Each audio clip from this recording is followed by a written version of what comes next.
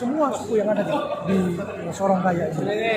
Insya Allah mudah-mudahan ke depan kita bisa berjalan baik dengan kita punya beberapa kepala suku, maka hubungan kami lebih harmonis, lebih terbuka, lebih bisa membuka komunikasi dengan baik kepada semua orang, bahkan kepada kepala suku yang ada di Kota Sorong.